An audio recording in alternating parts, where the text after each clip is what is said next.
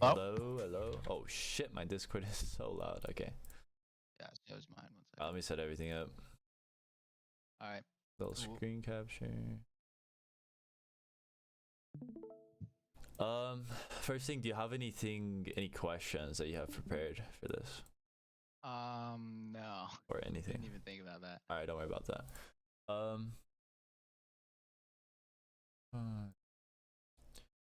Mechanical coaching. I'm wondering if I want to get into more specific stuff or more general stuff first. I think I'm gonna go through general stuff first. Sure. I'll try to make it brief. So first concept I want to introduce is external versus internal pressure, and that without any sort of I want to change that influence. So without any internal or external influence, you're not really going to have a reason to get better. So what I mean specifically is if you don't need, as an example of external influence, if an enemy beats you, then to beat them, you need to get better, right? Sure. And if they don't beat you, then you don't need to get better to beat them. And so external influence depends on the skill of other players. In a perfect world, we all have like really good internal influence and we can get good versus bad players. An example of this is playing pubs and still getting good. So we have people like Asu who have played a lot of pubs and gotten really good. Still not the like one of the best players in the world. I mean, I guess he's one of the best, but he's probably the best pub. Could be, no? He's probably the best pub. Yeah, he could. He's probably the best pub player of all time, right? But still, amongst all players, he's not even really like top 10. You know what I mean? Yeah, I know. I understand that difference. So the whole point is those players have external influence. Asu has internal influence. Now you can combine both and play against high level opponents, which will influence you to get better, as well as having internal influence. Yeah. So this is the I'd say value. I have a little bit of both, honestly. That's good. Like I like playing solo pubs and ranked. Really, I don't really play anything else. Yeah. So some people, they're not gonna get as good at pubs because they're not gonna strive to beat people harder when they already beat them. So it's always good if you have a little bit of that. But basically, this is the value of ranked/competitive in the context of whether it's standard coaching or mechanical coaching. Either way, it's gonna influence you in a better way. So yeah, makes sense. Playing ranked is good. Playing scrims, if you ever get into scrims, it's good. Yeah, I don't really know how. I want to though. You want to? I can help you. I mean, that could be part of the session if you want me to actually run through that. Yeah, I would love that. Okay, so I actually have like a step-by-step sort of thing, but I'll sum it up for you, and then I'll give you like step-by-step things after, and this can go on, etc. Yeah, do your thing, bro. So if you want to get into competitive, there's like 3 things you have to do. You have to play, you have to have teammates, you have to sign up for tournaments or scrims, and then you have to play them. Very simple. A whole bunch of complicated stuff happens when people find they get social issues, they get I don't know, they just run into other problems, but that's like the basic thing you have to do. And I have a detailed sort of thing that I'll send you, so I'll write out a little reminder, send comp entry detail, but we don't really need to anticipate anything else. I'll just give you the bare bones, and then if you run into any problems after that, we'll go through that if you want to, like in the future. So yeah, I'll do that for you after this session. Yeah, so let's get into the specific stuff. Oh, actually, input. So internal, external pressure, went over that. Input is also an important thing.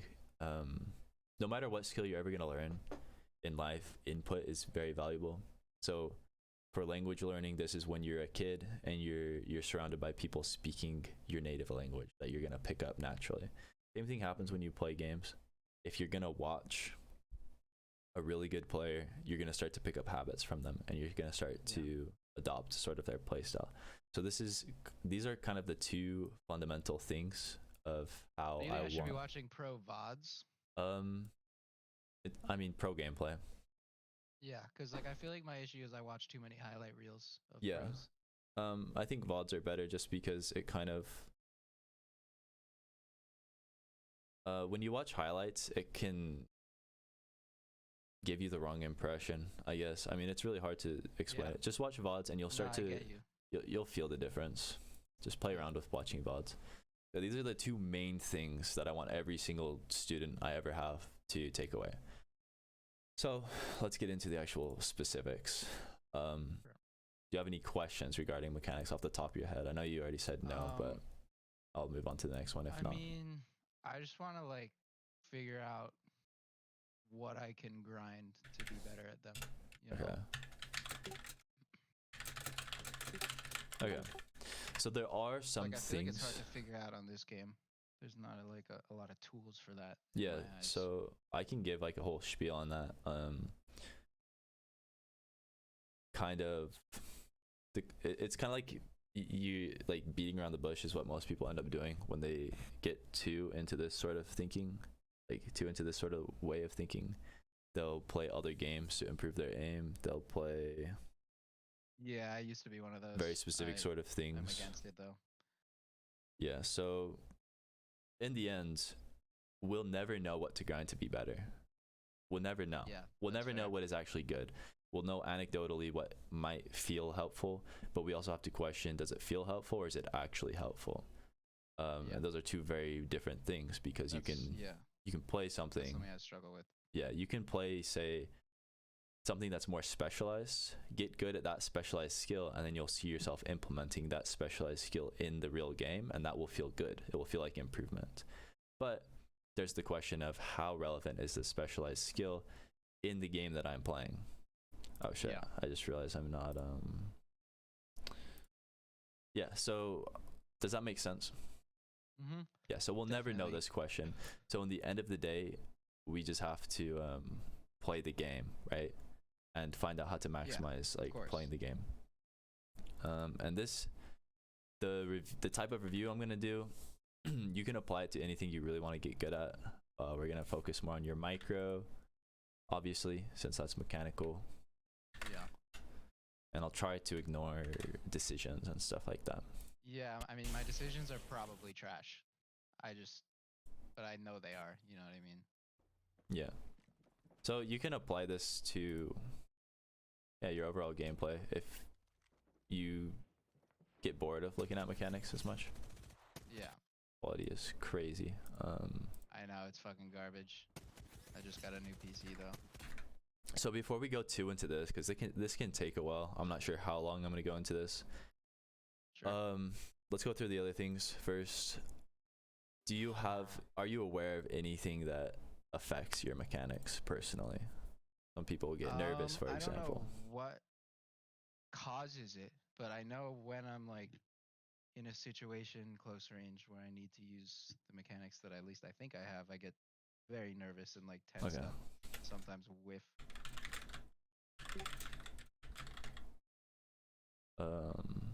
And there'll be like once in a blue moon where like they'll just shit on some guy, but you know what I mean.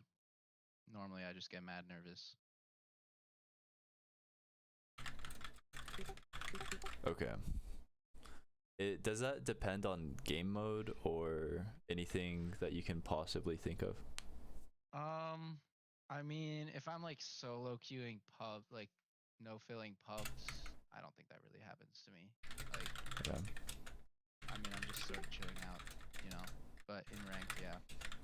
Okay. What do you mean by nervous? Like, if you can go deeper into that, in case you can. I feel like I get hyper focused, and my aim is just mad tense. Okay. Sometimes I get tunnel visioned as fuck. Okay. And then when you die, what do you experience? Like in terms of my feeling? Yeah. I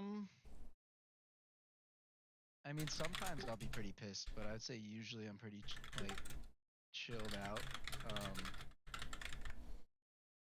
I don't know. usually Mm. pissed at myself for missing. Okay. Okay, so I've already seen a connection, right? So when you get angry at yourself, you focus on missing, right? Yeah.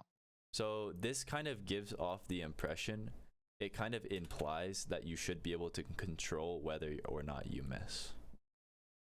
Otherwise, there's no reason to get mad at yourself, right? Okay. Does that makes sense. does that seem somewhat accurate? Yeah, Okay. I feel like it does. Um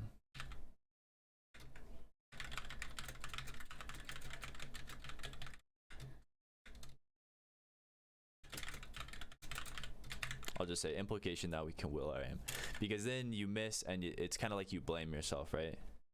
Yeah.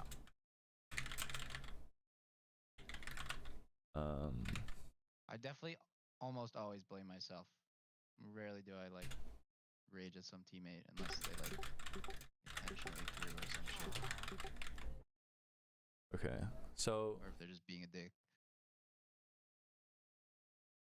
I mean, okay, so if we try to manipulate this process, like when you actually die, and we try to understand everything that happens with the sort of blame and like getting mad at yourself for missing, I think it will directly affect the actual moment when you're getting nervous.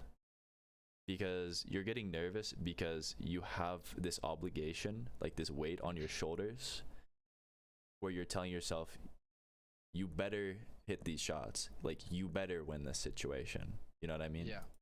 Is it kind of like that, like an expectation sort of thing in the moment? I'd say it's a little bit like that, and like a little bit like, oh, I know I can win this. Okay. Type shit. And I'll be mad that I knew I could win that and I didn't. Wait 1 sec, I gotta let my dog out. Alright, you're good.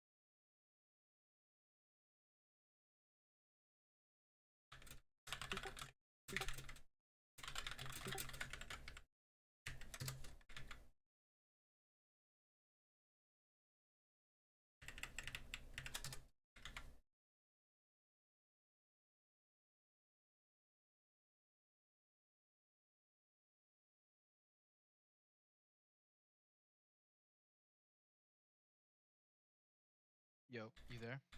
Yeah.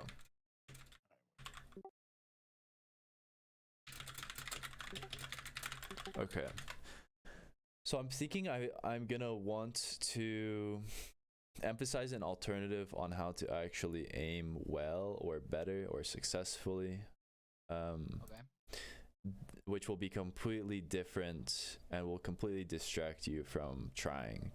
and it doesn't happen at the same moment. You don't do it while you're playing, but basically, like the example I will show you and how I will review your VOD will hopefully increase your awareness of what you can do, which will then result in your gameplay improving each time you do these reviews. And it will basically separate the improvement or the extra stuff you can do. It will separate it from the game so that when you play, you're treating it more as a result and rather than something that you can actually control. So I'm gonna give you something that you can control, I guess you could say. Okay.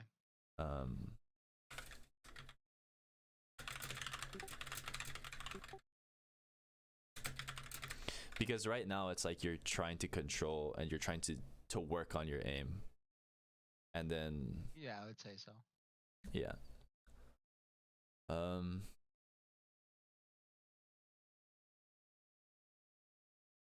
And then is there anything you want to be particularly good at mechanically?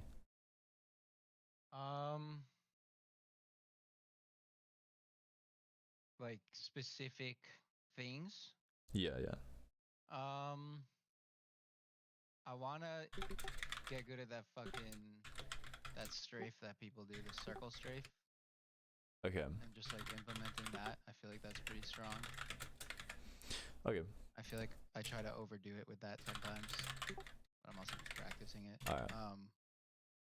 What else? I mean, just gun skill in general, I would think. Okay, so I'm gonna have to include the gun skill in sort of like a discussion portion.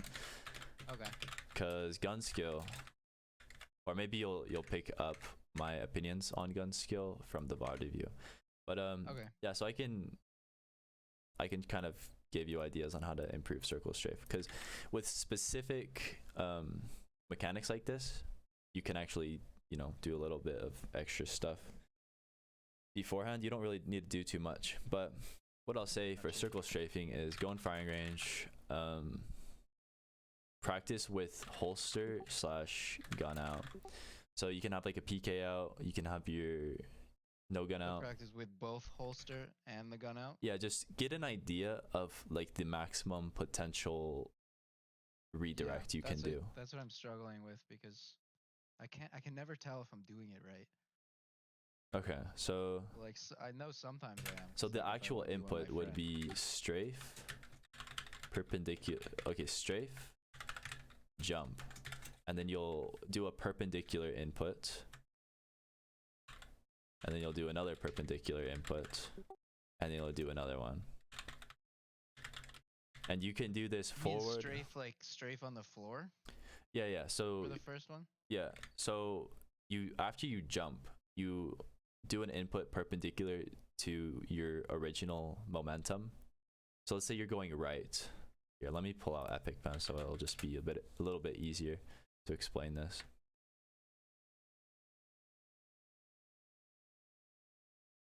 Okay, so your input will be fucking Christ.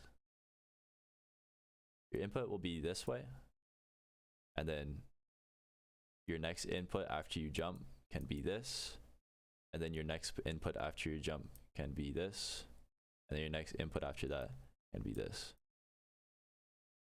Okay. So you can do I get you. You can do right, jump, press forward,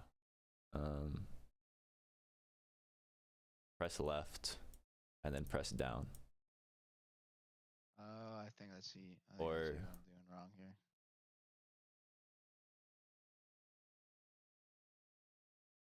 Or wait. Sorry. I don't know. I mean, how important do you think that is even? Probably not that important, right? No, not that important. Like it's pretty strong. But it's fun. And so it's not going to take a long time to learn it. It's not going to be in your way to actually learn this. Yeah. But it's fun when it works for me. Once you learn, so a circle strafe is just a triple movement. Like it's just a triple momentum shift. Sprint, jump, and then A strafe, S, and then D. Is that not it? Out of moving forward? Yeah. Yeah, that's it. But that's how you go backwards. But if you want to go left or right and then jump and then stagger it to the opposite direction of your So you original want to movement. strafe on the floor first, is what you're saying. No, okay, so you'll have original momentum because you're on the ground, right? Originally, before you jump. So you start off moving on the ground, and then you jump, and then you try to go the opposite direction. And the way you go the opposite direction is you jump, and then you momentum shift perpendicularly, Yeah. and then you momentum shift perpendicularly towards your desired like acceleration, and you just do that 3 Gotcha. times. So I don't know, it's hard to explain it, but it's just a triple momentum shift. And then once you learn the basic inputs, you want to be watching people who do it a lot so that you know how to like implement it, and you can also review how you do it and look at opportunities when you can do it. There's not that many people. Like if I look it up on YouTube, I see nothing. I would watch Aimbot, FAV Aimbot. He does it a lot, and he does it pretty well. I'll peep it.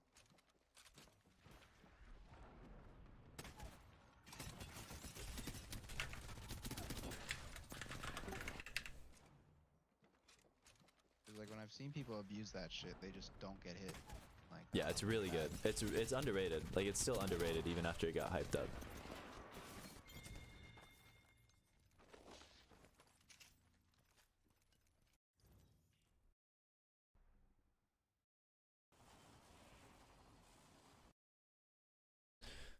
Okay. Where are we?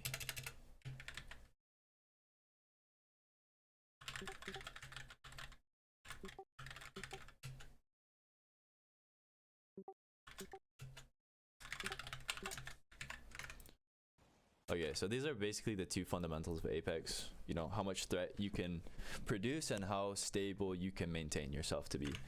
So how safe you are, how dangerous you are to others. And we're going to look at that on a micro scale. Okay. We're going to focus on your mechanics.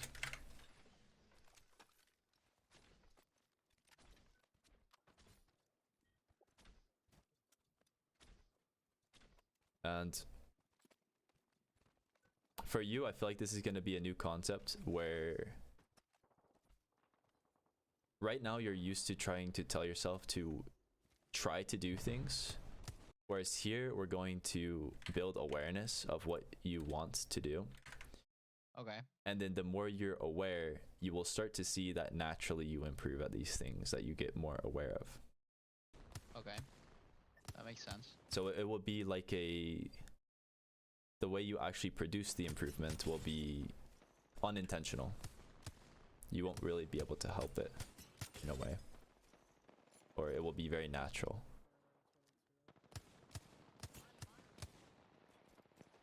Okay.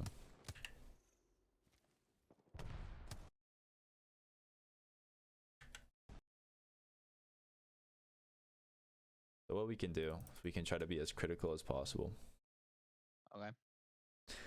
Slow stuff down into quarter speed and just watch how you shoot and ask yourself, can we possibly do more here? Could we have possibly done better?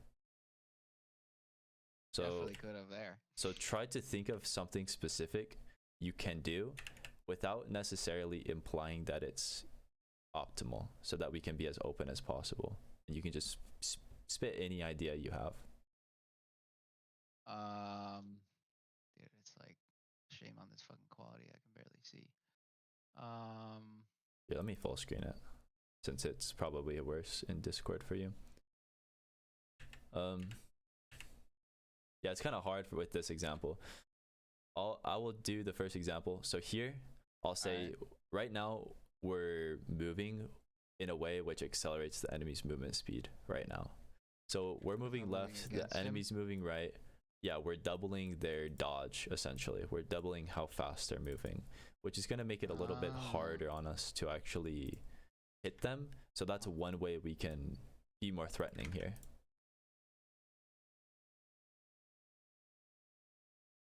That never would have even crossed my mind. So the thing is, when I do these reviews, I'm obviously going to be more aware but you can do these yourself and you'll build awareness. You'll get to a point where you're going to see things you would have never seen before if you just build a critical sort of like eye for this.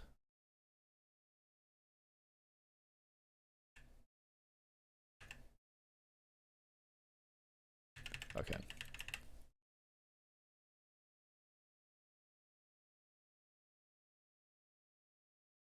So there's this moment, we already have something for this, and then we want to see right here, can we do something that will be more threatening? I think while we reload, we can reposition to a more powerful spot. And yeah, it's a shitty spot. What we're doing is we're just counting the things that we can do. So at the end, we're gonna have a big list, and we're not gonna look back at the list and learn anything. The learning happens in the moment where you make the list, and the list is valueless in itself.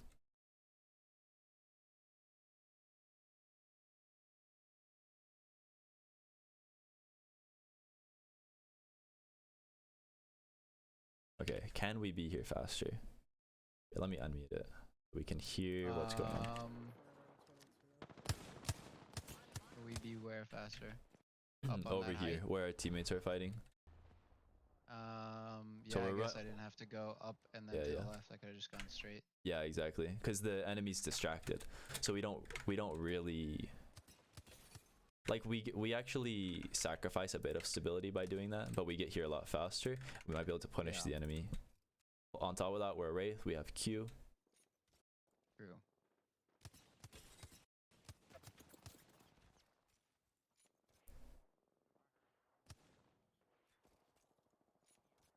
Okay.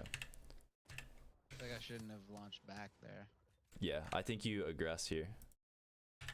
You've just built yourself control over this area. So from this height that you have, you see everything here. You also see everything here.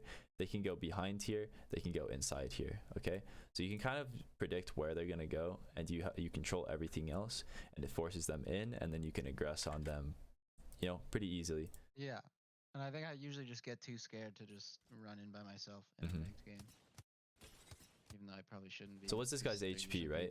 His HP is 15 right now. Yeah. Get him 3 times. With a wingman, Wraith is the best character in the game at just trying to finish this pick off. And so we can push ourselves to the limits of our character, or at least more towards the limits of our character.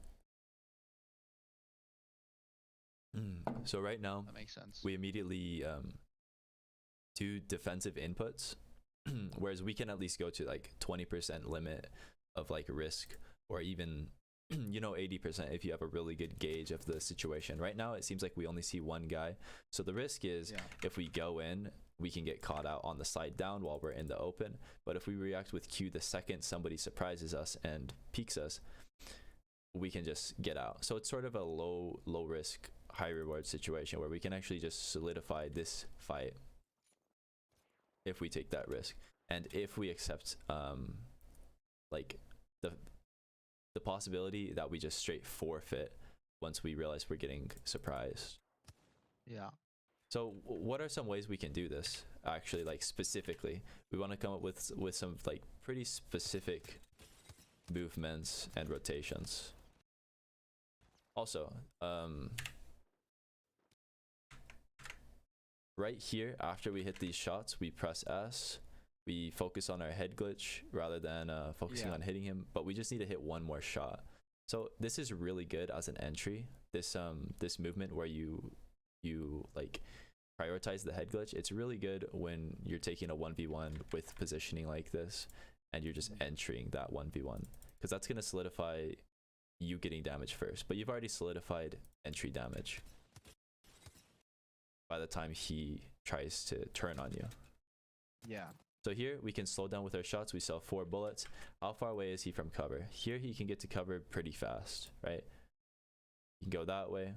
So we can be mindful, or we can at least, we'll just be aware that he can go that way, and he can also go this way. If he goes this way, he's going to be moving diagonal. He's going to be moving almost in a straight line. Okay, so he can basically move 2 directions that are going to save him. Now we can kind of mentally see that beforehand. If he goes anywhere else, he's pretty much gonna die.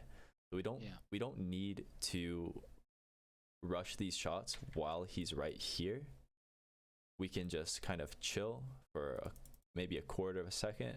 He's basically holding still, shooting us. Just line up one shot rather than spam, because when you spam, you're kind of saying, I need to maximize the DPS on my gun. But ask yourself, do I need to maximize the DPS in this moment? I see. So that makes sense. When you try to maximize the DPS, you're going to become a little bit less consistent. So you'll maybe solidify this kill if you don't try to maximize it, but it becomes higher possible reward at a lower chance of you actually getting it. But right that here, makes sense, yeah, just focus on consistency rather than spamming those last 3 shots. I think I struggle with trigger discipline on this game. Yeah, it's a skill. It's definitely something everyone can get better at, I think. So how do we want to push this from this previous frame over here? I mean, I feel like if I just like edge slide off of that head glitch, I'm gonna get beamed, but I don't know. So you can go this way. This will be threatening, but it won't be safe. This will be less threatening, but it will be more safe. If you go here, you're basically saying, okay, you can go that way. If you go here, you're saying, I'm gonna try to secure your kill. I'm gonna maximize my threat, but maybe I have a reason to not take the safe option. So we have one option. Seem like I do in that situation though. What was that? Seems like I shouldn't take the safe option in that scenario. Yeah, so we can count the safe option, which is what I just did. Stability 1 and the threat. It's going to be more threatening than what you actually did. So we write it down as an increase, and then we have another option that is just straight threat at the expense of stability, which is also a good option. And we have Q here, so I think this is a perfect time. We can even slide down and throw an arc star here, which will cut off this angle. We're still going to be exposed to this angle, and like kind of over here. But we can at least cut off the angle and increase our stability a little bit with the aggressive push. All right. So what we're doing right now with this type of review is we're going to go into each moment with the mentality, can I have done something better? And we're going to look for it. And we're going to look for perfection. And the emphasis is not on your mistakes, it's on what you can potentially do. So it shouldn't, if you start doing this on your own, it shouldn't develop into any sort of destructive or anything that like you can possibly use to make yourself feel bad. It's just solely emphasizing options. Okay. And sometimes it's clear that an option is better, but a lot of the time it's not clear, and you can still write down those options when it's not clear that they're better. Yeah, so I guess I did go and take that route that you said, the safe one. I think you went all the way back, right? You went all the way to the left. In the beginning. Yeah. Yeah. So that's a good example. Is that route we pointed out earlier? I think I forgot to write that down. It's just.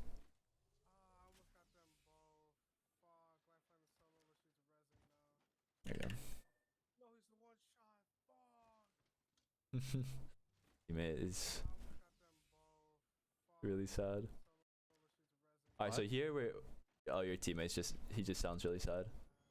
Oh. Okay, so alright.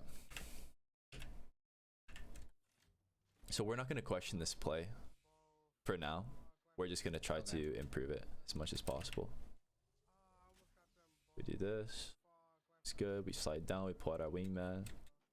Maybe we can pull out our wingman a quarter second later, just so we maximize that slide acceleration. Okay. We can throw our arc star. So this arc star is good because it denies some angles, right? If we throw it here, then it's more so weighted on this side. We'll take that into account. Like whereas on if the little pillar in the middle?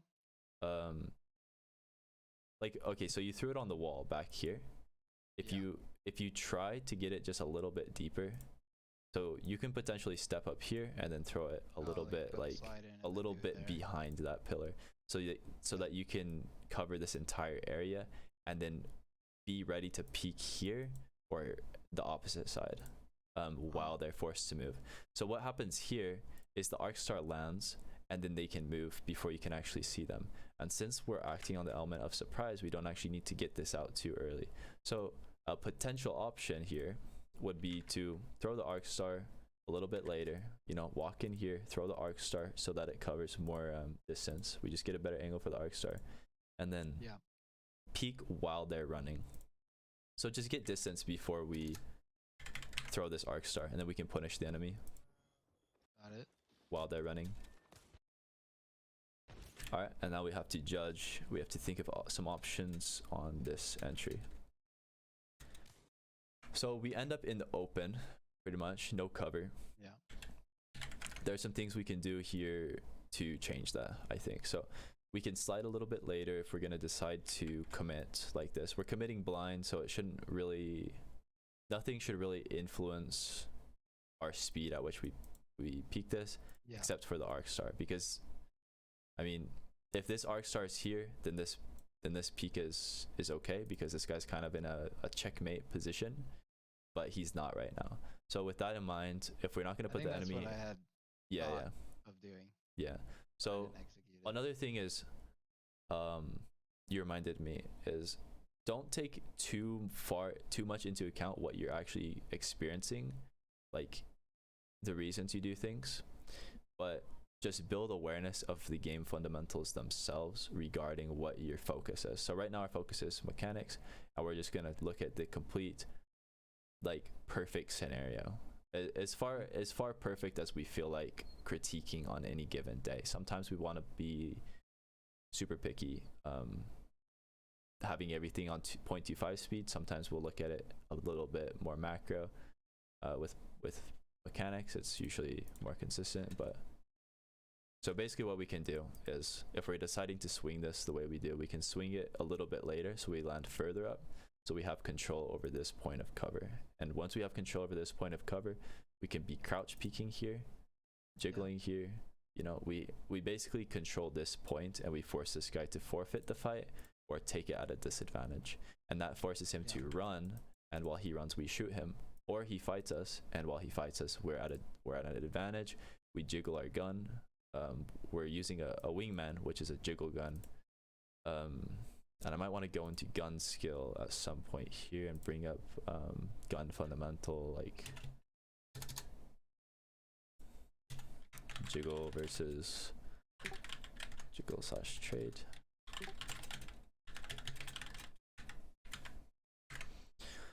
So at this moment we want to play to our gun strength, and this is where I'll talk a little bit about gun skill, or I'll implement gun skill into our review.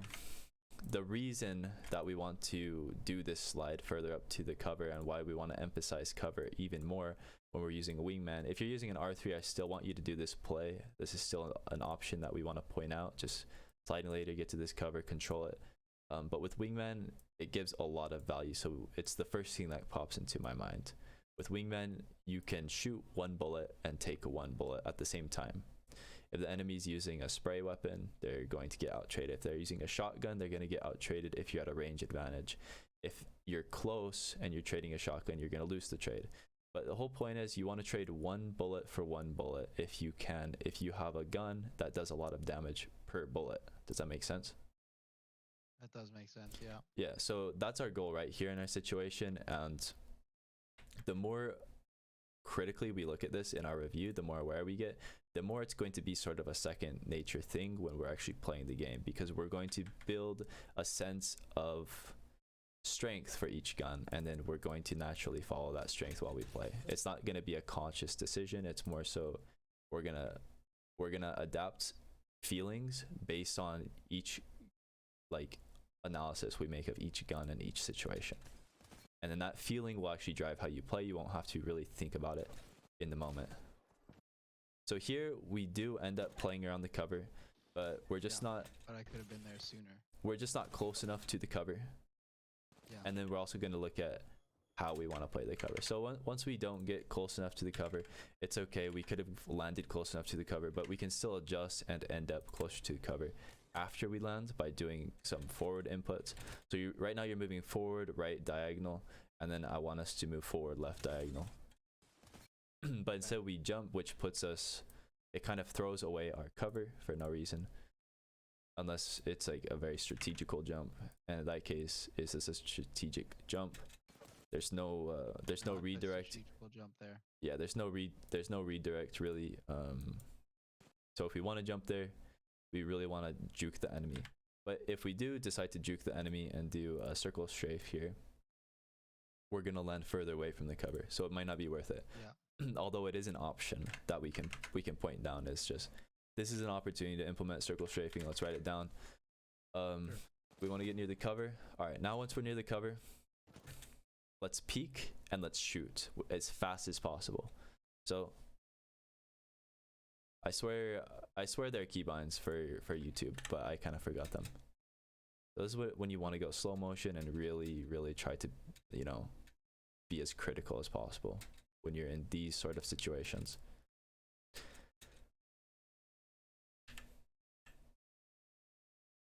So this is good. We get our full chart. Okay, never mind.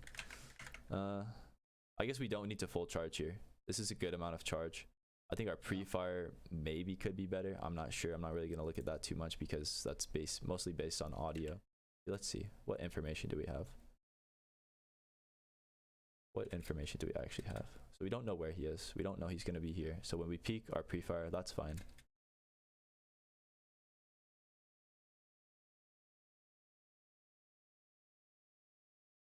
Okay, so he's moving this way. It would be a good option for us to move this way rather than to the left, which actually like maintains cover for him in the moment. So we have one strafe here that we can point out an option for. If we just move right instead of left, we're going to be able to expose this guy's hitbox while we take this shot.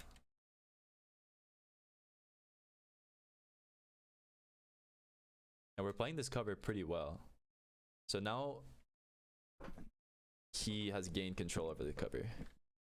And once we lose control over cover, and we can't use a cover-based weapon to our advantage, we want to maximize DPS or something else. Right now, you just don't want to prioritize PK DPS. So what I want you to do from this frame is shoot him with PK and then switch to wingman, because then your DPS is going to increase. Okay, so we just kill him anyways, it doesn't matter. Pretty lucky. Well, not lucky.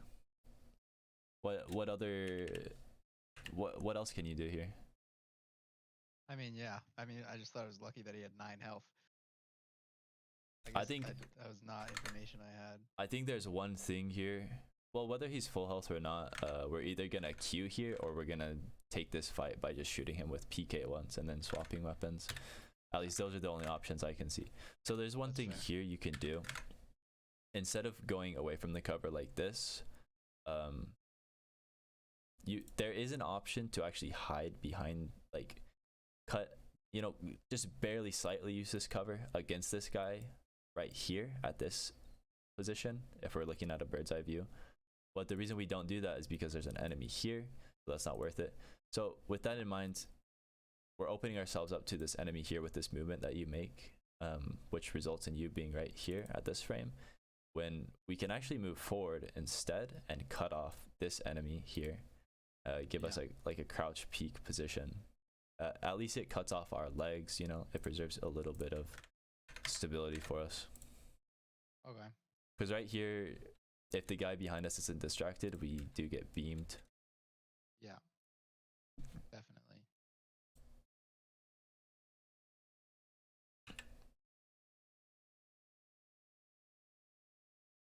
Okay, so we can see that there's a guy back here and we jump on his head with a PK. So you're almost never going to want to jump on someone's head as a PK because, let's see. Do I have gun? I don't have gun fundamentals up right now, but I can write them real quick. So first DPS, potential damage, range. Okay, so PK, it has shit range, right? Potential damage is decent, but since the DPS is so low, it really doesn't matter the potential damage, because by the time you can get full potential damage out on PK by using a whole mag, the enemy can have like used multiple mags in their gun, since the fire rate's so low. So what do we have? We have burst. We don't have range. We don't have potential damage that matters, that is actually relevant, and we don't have DPS. So what is DPS? Like, when do you want, how do you want to use a gun that has good DPS, and or maybe good DPS and potential damage, but it can't burst, and it's maybe close or long range. Range doesn't matter in this scenario. Say like a flatline or a devotion. When do I want to use a flatline? Yeah. Do you want to use it with cover? Do you want to jiggle with those guns, or do you want to kind of be on someone's head? I mean, either from long range or just like in someone's mouth, I feel like. In this situation, I guess. So. Like if I had a flatline? Yeah, so if you have a flatline here, how do you think you should approach this guy? And if you have a PK, how do you think you should approach him? I mean, honestly, I'd probably do the same thing with the flatline. At least looking at it now. Okay. So that is correct. I figured I need someone to die. Yeah, that is as fast as possible. Yeah, that's a good option. So what we're doing here is we're maximizing DPS regardless of our gun. So we don't actually want to maximize DPS with a PK, because what are its weakest points? Its weakest points are range and DPS. So ideally you don't want to maximize the weakness, right? So an example of maximizing the weakness with a flatline would be to jiggle and shoot 1 bullet for 1 bullet against a PK. You're gonna hit 19 damage with a flatline, or 17 or something, and you're gonna take about 90 or 100 potential damage against a PK. So we can put the enemy in this situation with our PK, the way we approach this. So slide here, just play exactly how you played versus the Pathfinder. Just stand up, take a shot, go down, and repeat. Maintain your short range, because I mean, we want to minimize its disadvantage of range, and we want to minimize its disadvantage of DPS, but we want to maximize burst. Oh, 1 second, my cat needs to be let out.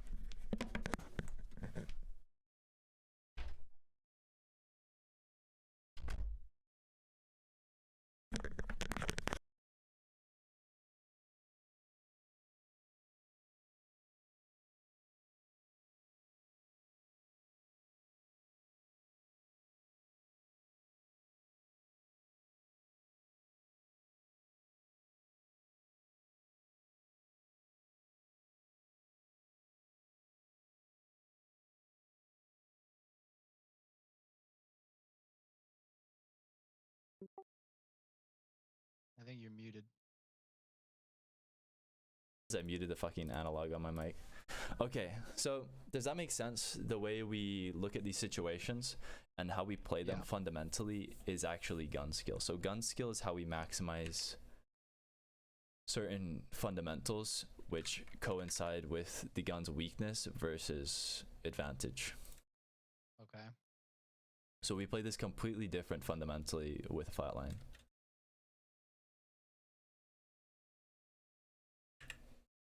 So it's good, like the actual result of this play is not that bad, but we want to look at what this guy's options are.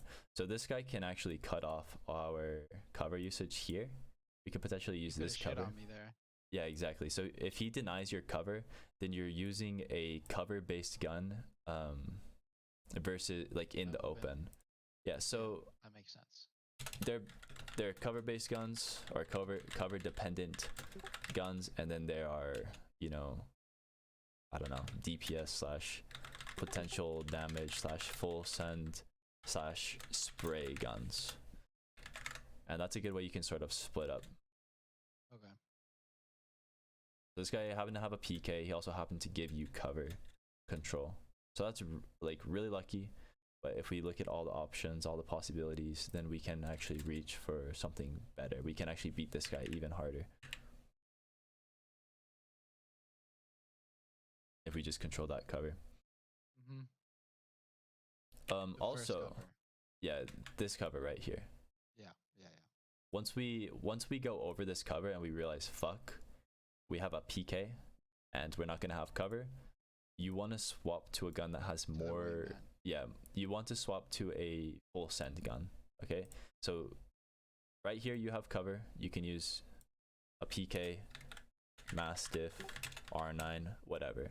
But once you throw away that cover, you're kind of fucked, and you want to swap to something that's more of this category, like Flatline, Devo, anything with high potential damage. Wingman has like 450 potential damage if you shoot 10 bullets with it, obviously. Devo player though. Yeah, I mean, it's just an exaggeration, right? So R3, Yeah, like yeah, Devo is up there, like it's like the best. It's like the best. Oh, it's insane, but I just like At, don't fuck with it. I mean, the weakness is its range. Here, this is Devo. Devo has bad range, has good potential damage, has good DPS, but has horrible burst. Like you. Wait, why does it have bad range though? Just because, well, the range isn't bad, but the recoil makes it so the range is not its strong point. You know what I mean? Oh, that's fair. Like the range is a that weakness, shit, but it's not actually detrimental in certain situations. But mostly it's about the wind up, the burst. It's not going to be able to get damage off fast at all when you start a trade, and so it's going to be limited to situations where you can see an enemy for a long time. Okay.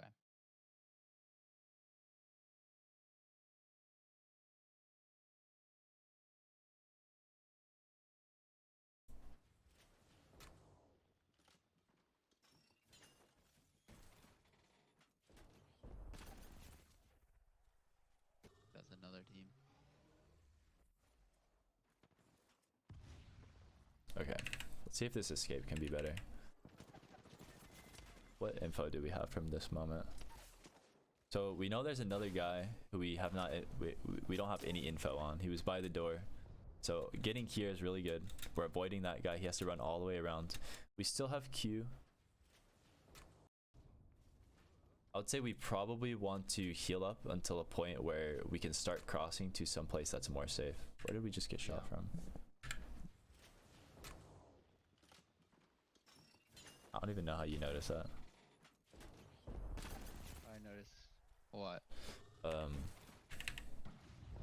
This.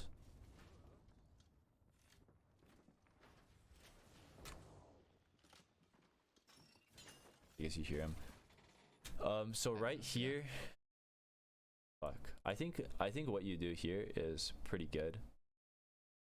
You have the option to go on the other side, which is going to be more safe if you think that these guys aren't going to push you. So that's one option.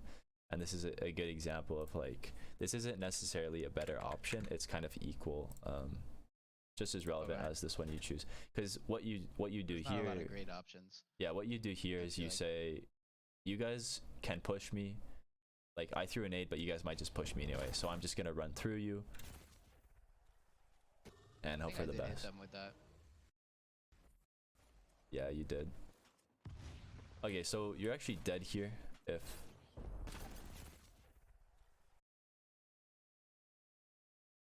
Yeah, the Octane just kind of sits on the nade. So if the Octane doesn't sit on the nade, he can easily... trash, I guess. Yeah, he can easily like beat you here. So this route is not actually giving us any like bursts of control, and this is a fucked situation. There's not much you can do here, but it can be slightly better, I think, if we just climb straight up. Yeah, I tried to do the cancel and it wasn't tall enough. Yeah, my jump wasn't tall enough.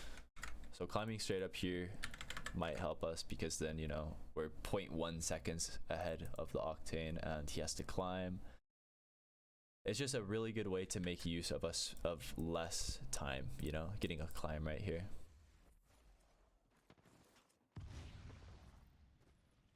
But we try to climb, we fail to climb. we have cover here. We can get shot from the right side. We're exposed. We're exposed. So we might just want to slide off after this, because we'll end up, there's a door over here, but we'll end up like down here, you know, like sliding down the low ground. There's an option from this frame.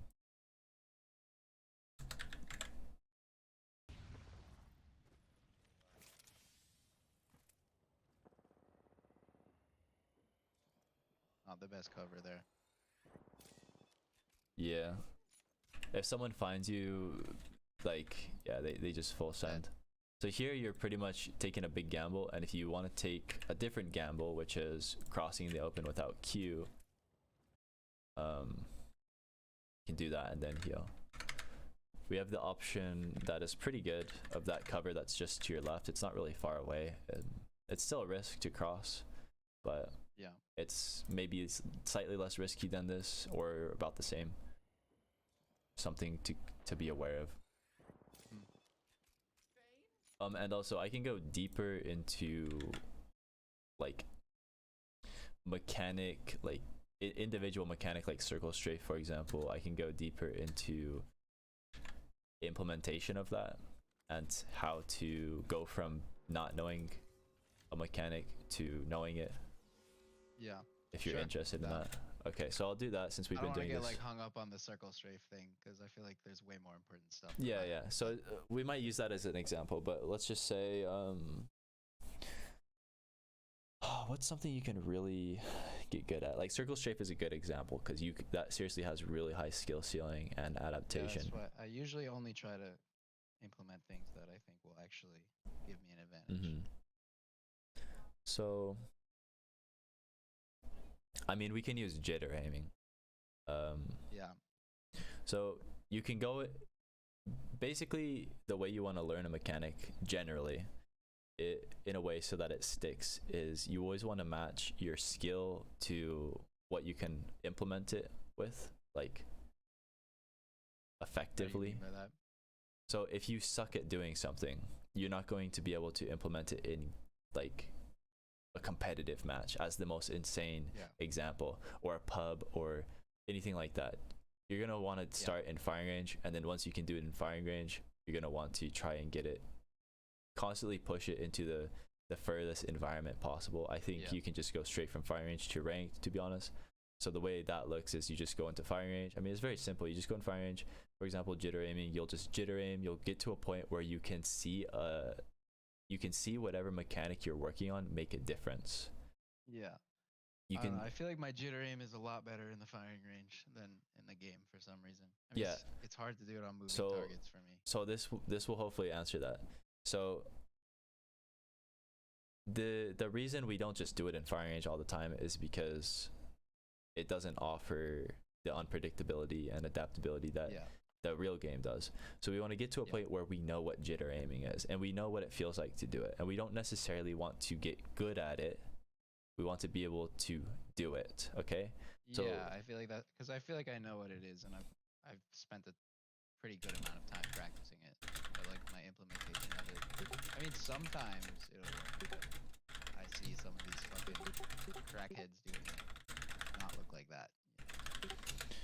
Yeah, so you can kind of work in a bit of a cycle. So you can go firing range, get to the point where you can do it, but don't say like, I'm not good enough at it yet to do it on moving targets, because the only way you get to that point is to practice on moving targets. So figure out how to do your mechanic and then do it in pubs or something with a lot of uptime.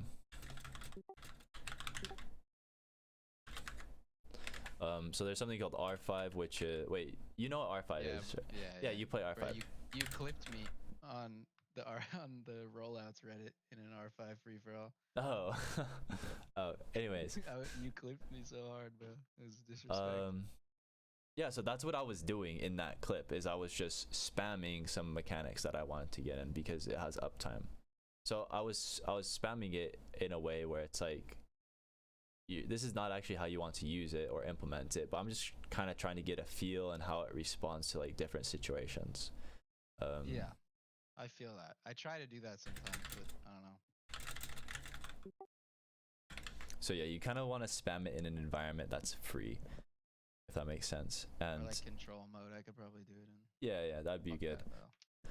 Anything that's just like not ranked, if you really want to focus on like a mechanic, Yeah. and then you can do it in ranked once you know, it's not like you want to get good enough just once you're comfortable or you feel like you're ready. Like it shouldn't be something you do when you're like good at it.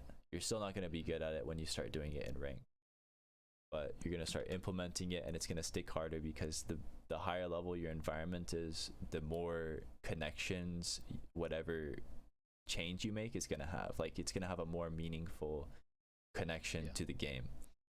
And it's going to make it so these things really stick. So after that, do it in ranked and don't 4-star spam it.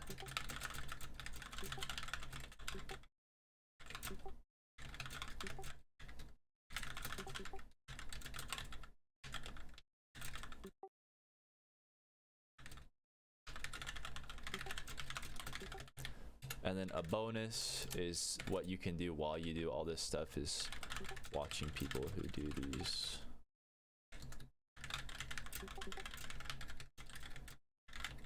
I feel like a lot of people who do all this stuff though, like, don't really stream that much. That's my issue though. Maybe I just don't know them. Okay, so for mechanics, I think overall it's better to watch VODs, but for mechanics, it's a little bit more forgiving to watch highlights. Like it's acceptable, you know what I mean? So you can watch aimbot highlights. He has a whole fuckload, and you're not really gonna run out. Also, Ras is like the godfather of this mechanic. He was the first person to popularize it or introduce it.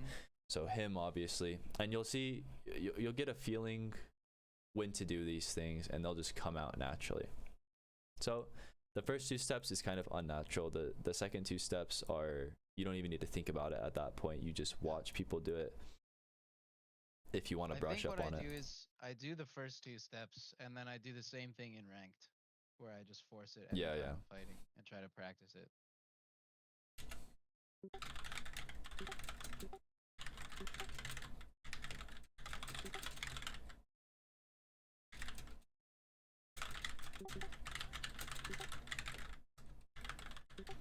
Like whenever I do something mechanically oriented in ranked and it's successful, I usually didn't think about it at all.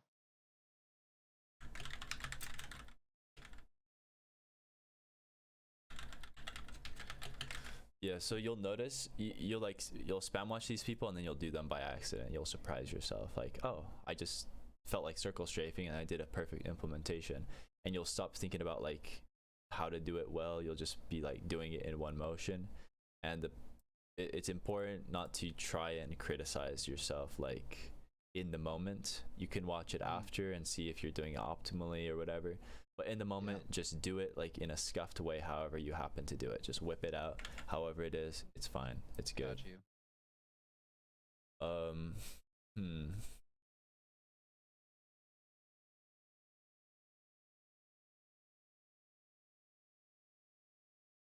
Okay, I want you to do a bit of this. I want to see your understanding of this, and then we can wrap it up. Sure. Like the 1, 2, 3.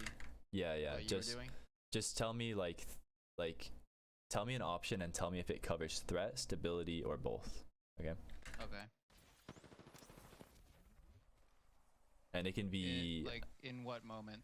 Any moment. You'll tell me which moment. Any moment. Okay. I can point out a moment. Like if I see something, or if I see a bunch of things, then maybe I'll Yeah. Well, I think the option I took was stability. No. Which interval are you talking about? The when I just the port play itself. Oh, okay. Just to get the fuck out of there. Yeah. I guess I could have done that to their roof. Yeah. So that would be a threatening option, right? Yeah. Yeah, so you can port on the roof here. You can also save port, which would be a different form of stability. Yeah, and then I think me shooting is both threat and stable now in that scenario. Also kind of lucky that he was controller looting. So shooting is like strictly threat, because if you don't spend time Okay. shooting there, you can do something that which will stabilize yourself further. Like heal But- instead. Yeah. But you're in a stable position, so Yeah. try to emphasize like the difference, you know. No, If that there's makes sense. if there's something that will increase stability or increase threat, if it's Yeah, no, equal, or if I it's the think I get same you now. option, I guess you can still point it out, and it's good pointing out every single option. Forgot what my point is, but yeah, just Right there, I feel like opening the death box was definitely not a good move, especially because it was gray. so if you don't open the death box, what's the advantage? What's the I'd improvement? Probably be closer to the wraith that's queuing over there, or was he portaling? I'm not sure. I think Regardless, it's porting. there'd be more separation So between their solo and me. you'd be able to move, right? Because you have to hold still to Yeah. move the box. So there's all that possibility of threatening people in that way. And on top of that, right, you can move. So Yeah. you're free to stabilize yourself, and you're also free to threaten. So there are certain things that are like very they're like both threat and stability. And you'll start to pick up these things, like if you get really critical on how you land on a spot, you realize there's about 6 steps on how you land on a spot, and those all influence both. Well, there's 3 steps Oh, I which land on a influence. spot. What do you mean by that? Okay, so you're in the dropship. The time that you jump out, Oh, like that part of landing. yeah, the time that you decide to drop, and the trajectory, so how straight you drop, and where you choose to drop, and also what you see while you drop. Those 4 things, it's actually 4 things, they all influence how threatening and how stable you're going to be, because it affects your Okay. info, which is a benefit to your threat and your stability. And then like the more you pick out those things, those are like the really prominent things, because they affect both. Okay. You'll find these Definitely, consistencies. Definitely make that makes sense. Okay, so let's go back to this moment. Just keep rolling. All right, I and feel so like I could have been a threat by chasing the wraith instead of okay, peeking that way. so did she take the port towards us or away? I feel like she took it towards us, Oh yeah, she did actually. or maybe 2 of them. I think 2 of them took the port in. Okay, Yeah. so we can see that 2 of them took the port in. Kind of a weird move. So right here, what do you think? If we know that I- they're taking the port in at this frame, I would say probably go up. Maybe climb around that wall to the right. Just like strafe onto that wall. okay. And what is Go that gonna down the do? hallway. All right. That would be stabilizing though. Well, from this frame, it would be stabilizing, right? Because right now you're exposed. Yeah. So just getting out from this exposure either way is stabilizing. But I feel like I'm on a shitty Do you- angle on that doorway there. Yeah. So those are 2 stability options that you've pointed out, which is good. Are either of those options threatening, or both of those options potentially? I mean, not really. I guess having high ground is threatening. So But if they not really, know though. if they know where you are you more or less threatening? You're more threatening, Say right? less. If they, They know where or you are, sorry, you're more sorry, threatening? sorry, I said it opposite. Yeah, you're right. If they know where you are, you're less threatening. So right now, Yeah. do they know where you are better or worse than they would if you do one of those 2 plays that you just pointed out? Definitely better. They're looking at me. No. Yeah. So if you do either of those 2 things, I think it increases your threat as well, Okay. because it That makes makes you sense. an unknown factor. You can break down threat into even more fundamentals, like threat is kind of, I'll just use a few examples. I won't go too into it. So speed increases your threat. So how fast you can move, and like if you're able to accelerate faster than someone else. maybe audio, like if they can hear you, but just anything in this particular situation, we're making it so our location is unpredictable. Like these two options Okay. make our locations less predictable than where we are right now, so it'll increase our threat.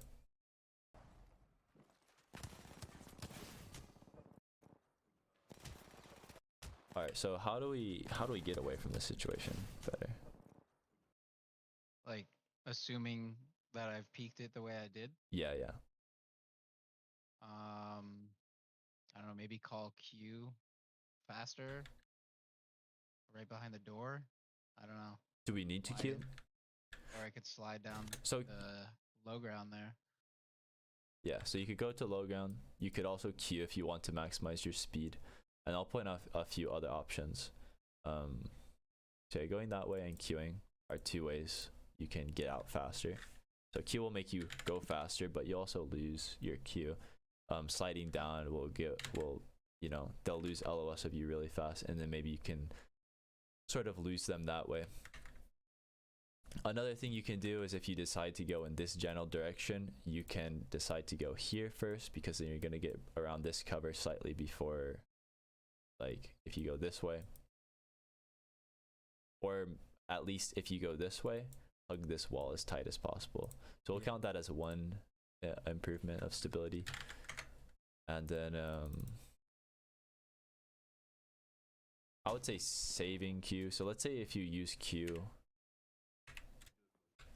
like right as you start running. Let's say you use Q instantly.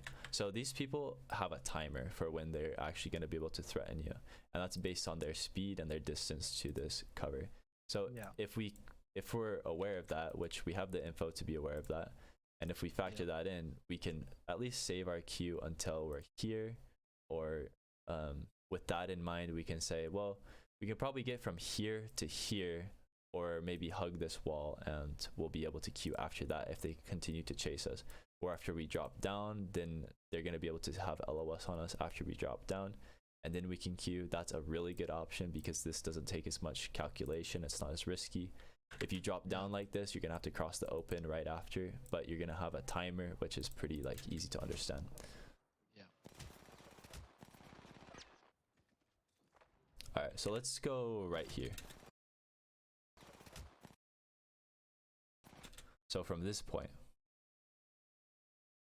Definitely should have kept my pickaxe out. Rather. what game is that? Hey. All right. So you have a few options here other than just running, in my opinion.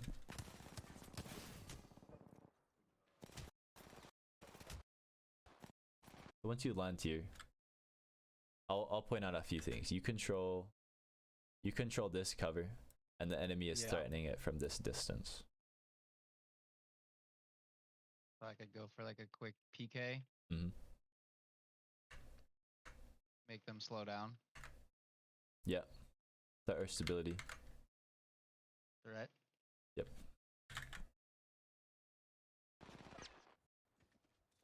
And then you can climb right after, you know? You'll like lose almost no time.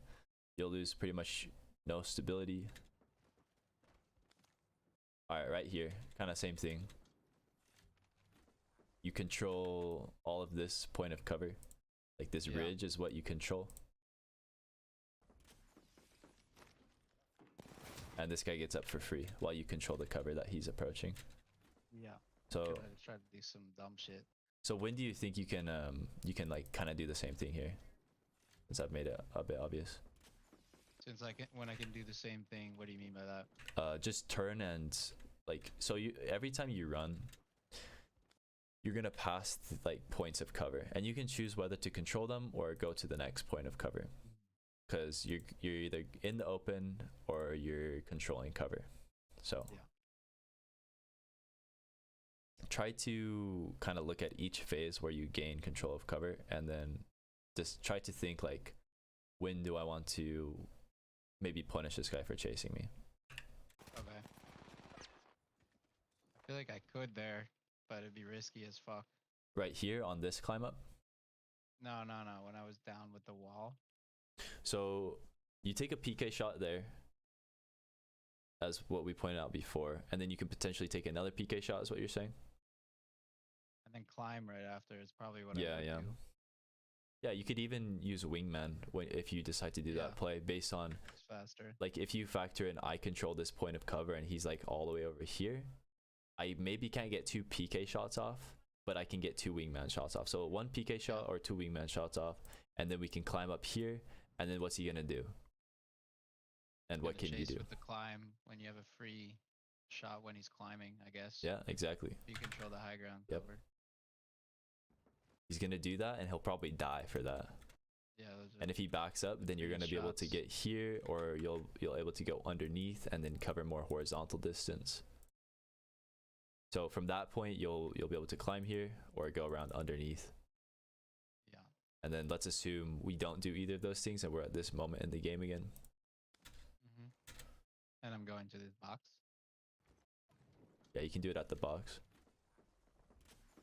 He also has to climb here. Yeah. I should have like used the box to do like a hip fire peek with the PK or wingman peek, since I needed to Yeah, shit on him. yeah, yeah. So from this moment, right? Oh, I could go down instead of trying to tap strafe and just do some dumb shit. Like continue Yeah. to slide forward. So in moments like these, you can get real fucking like grimy with it. Okay, we can like count frames or every 5 Yeah. frames. So these all like 30 of those frames were exposed. Yeah. You could have easily killed me there. So another 20 frames were exposed. Another 5, another 10 frames. We're exposed that whole time, By right? the time I have it on him. Yeah, yeah. So how can we lower the exposure? Like if I'm doing the same movement or Yeah, just yeah, yeah. anything. Yeah. We'll just go from this moment. Assuming I do this tap strafe thing is what No, you're no. saying? Oh, okay. Like the frame that I pause on. It's like right here. Probably just jump backwards and shoot. All right, so you jump backwards and you get a shot off. You're gonna extend your threat, but also what are you going to risk with that? Well, I mean, I'm one shot, so he could just kill me. I'm in the open. So what options are there besides jumping back here? I could go to the other end of the box. Yeah, and then maybe potentially control over here. Yeah. So I guess looking at it as simple as possible, yeah, just go to the other side of the box rather than stay exposed here. Mm-hmm. Since he's pushing us. All right. So among going to the other side of the box, what else can we do?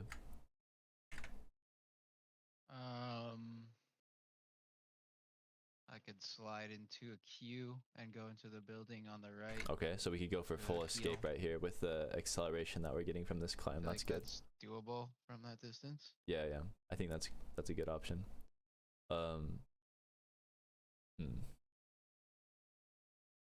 Anything else? I mean, I feel like you're getting at something, but I have no idea. I mean, there's this opportunity. This situation has many options. Really. Yeah. So I'm like trying to mine this as Maybe much as just possible. Climb on top of the box and shoot the wingman from the high ground of the box. I feel like I would just die though. That's an option. You're maintaining the height and you're establishing threat.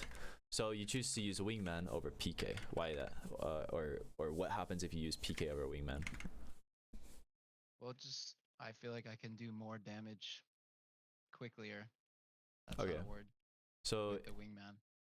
if he turns on you the second and you start trading bullet for bullet, do you want to use PK or wingman? If you can help it. If you can actually find an opportunity here to trade bullet for bullet.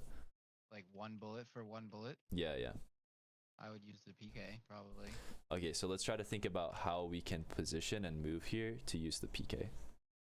Okay. Um. Oh, So like onto like how I can position onto the box in so general. let's look at what we anywhere? know. Let's look at what we know. So this guy's here. Within the next half a second, he can be here. He can also be here. He can also just He's stay there? here. I thought he was behind me. He's right here at this frame. Oh. Yeah, yeah.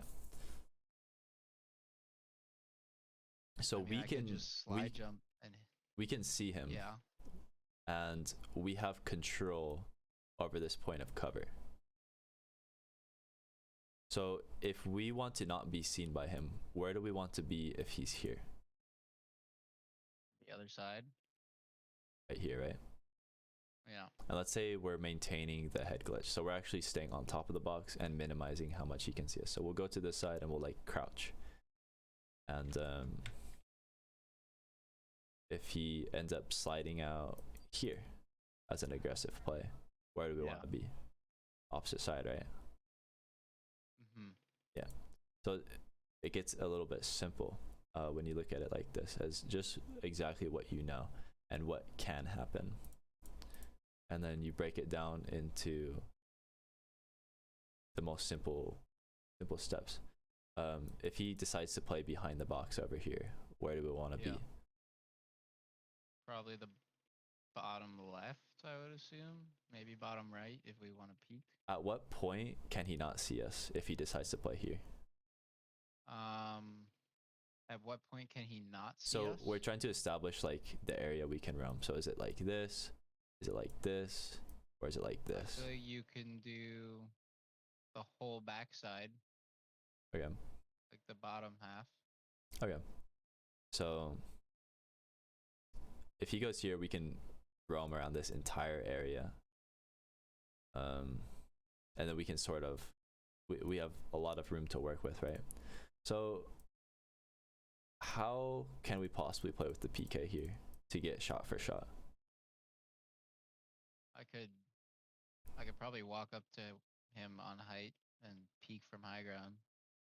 So what if you decide to walk up and then by the time you're right here, he simultaneously aggressed you like this angle? Yeah. mean, maybe I could slide to like the right, and since I know where he is, just PK So hit fire him. yeah, so his access to your angles is weighted on the left side, right?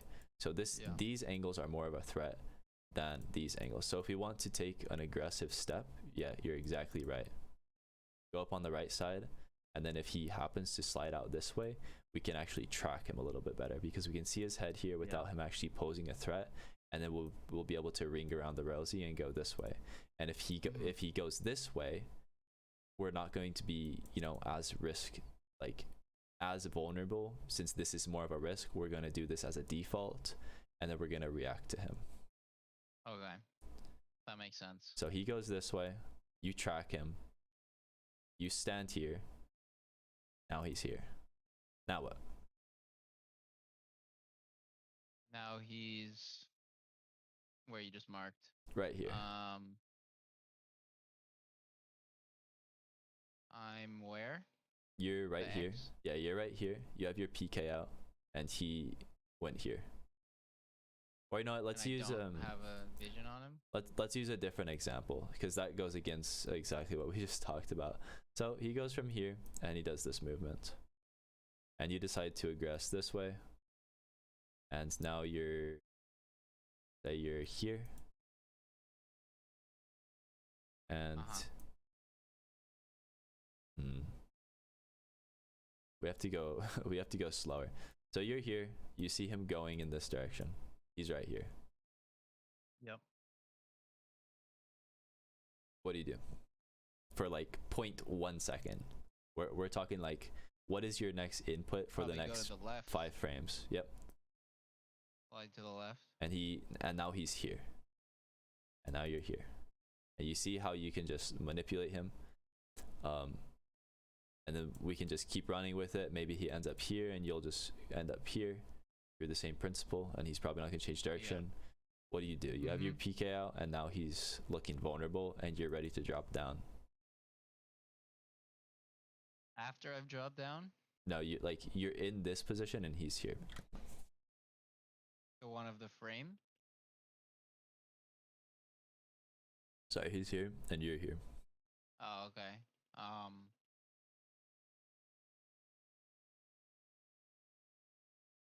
I could back down to low ground. I don't know. I feel like I would have to shoot there, no? Yeah. So you're gonna see this guy you can minimize how much you see this guy. So in this situation, you're tracking him, right? You see his head. You can see how he moves. You can plan exactly when you're gonna drop down here. And you can time it so that you drop down as he gets about here, and you can take that shot. And in a perfect world, when you get very, very fucking good at this, and there are players out there who are almost there, and that, like, those are the people who I review all day, like pro players, if you ever want to see that. But like who? Hardeki, probably he's the best shotgun player. So in this moment, you'll see him kind of implement this in real time. So right here, you just take the shot, you drop down, right? Now you've hit him potentially 90 damage, and you're dropped down here, okay? Or we'll just keep running for this. This is the very last like thing I want to do before I just end the session. I just want to like emphasize your understanding of this sort of review. I'm listening. So this is the situation. This is what you know. You know that you just took a shot on him and you dropped down. By the time you land on the ground, his potential area is like this. Because the time it takes you to drop down takes a little bit of time. So at that moment, he can be here, he can be here, he can even start to climb. So what are some options?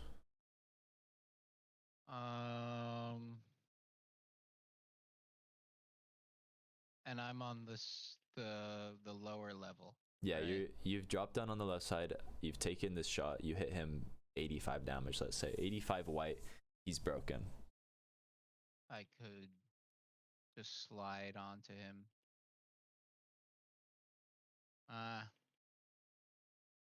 Let's say you do slide onto him. Climb. Hang on. Let's say that you do slide onto him. All right, because this isn't the assumption that you're always going to make the best decision, but we at least want to improve each decision, whether it's optimal or not. So you decide to slide on him. You've done 85 white. That leaves him at 65 HP. What gun do you choose to slide on him with if you decide to full send? I feel like if I know myself, I would probably do with the PK. All right, so what do you think is best? Or what, like when you're in this environment and you can try to say what's optimal? Because right now we're just trying to increase awareness to options that you think are better and try to figure out. Like which gun do I think is better? Mm-hmm. Maybe the wingman because you move faster with it. Think about the HP. He has 65 HP. You have, what is this? You have more than 50 HP. So I don't know what gun this guy what guns this guy has. The PK, since we are assuming we basically have the same health. Okay. One bullet trade. Yeah. So you can try to get the one shot off with the PK, or it'll take 2 bullets to kill him with the wingman. So I think that's a good option, right? Like I think here it's not too clear, but that's a good option. Just flying on him with a PK, trying to get the one shot sort of trade. And if you miss, then the next shot can potentially kill him. If you use a wingman, it will take 2 shots to kill him. But if you guys trade equally, like if he decides to use his PK and you use wingman, there's a chance that you go 1 for 1, like bullet wise, and then you lose because of that. So if we're gonna slide on him, that's probably the best option. And then you can run through like other scenarios from here, but from here, like this is usually as deep as you go, like detaching from the actual frame that we're looking at. But I think you have a decent understanding of this. And the effect, a big effect that this has is it's going to make it so, like, not perfection, but you're going to try to make the most out of each situation on whatever you focus on. So right here we just focus on micro. Now next time you play, you're going to be a little bit more inclined to try and play your micro as hard as you can, or like you're just going to be more aware, and naturally things are going to like. And how should I like just gonna go see about things thinking differently. about this when I'm playing? Or should I not? You shouldn't. Don't worry about it. Don't worry about it once you're playing. Once you finish doing this, you just do this. You delete it, it's gone. It's not in your life anymore.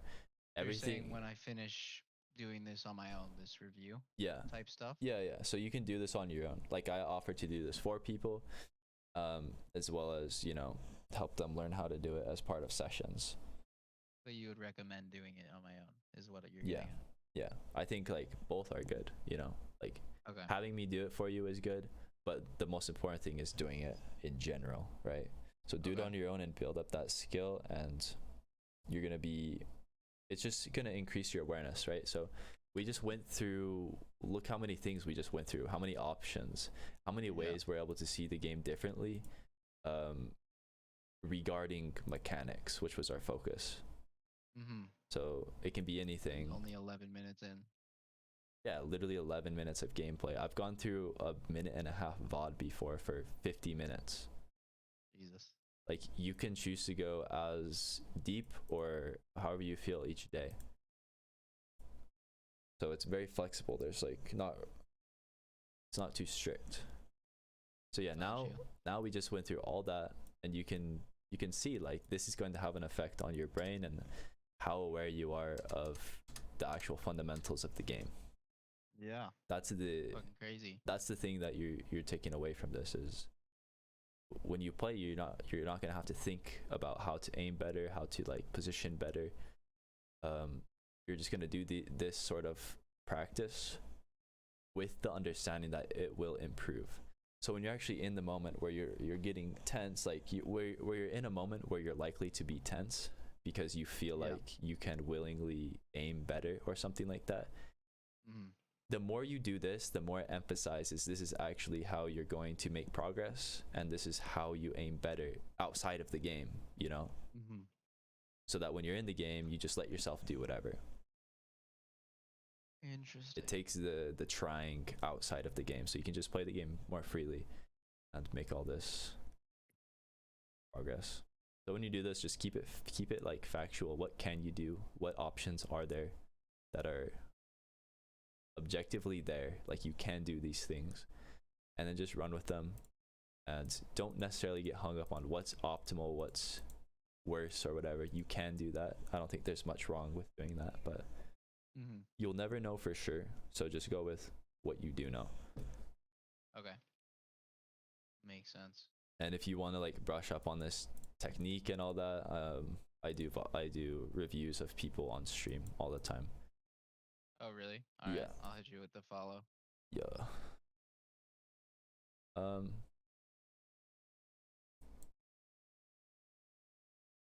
Trying to make sure I'm not. Yeah, so I need to send you the competitive stuff. Yeah, dope. Definitely want to start getting into that. I used to be really into that shit on Fortnite. I hate saying it, but it's true. I mean, it's fun, so. Yeah. I'll send you this text, except I don't think I've gone into too much for like mentality goals for you specifically, because I feel like this technique is going to help you the most. I guess like your takeaway is I'll just type it after this session, but I'll send you this text pad, and that's pretty much it. Dope. Thank you. Hope that helps. Yeah, I think it will. Alright. Peace out. Stuff. And have fun. No. Thanks. Okay.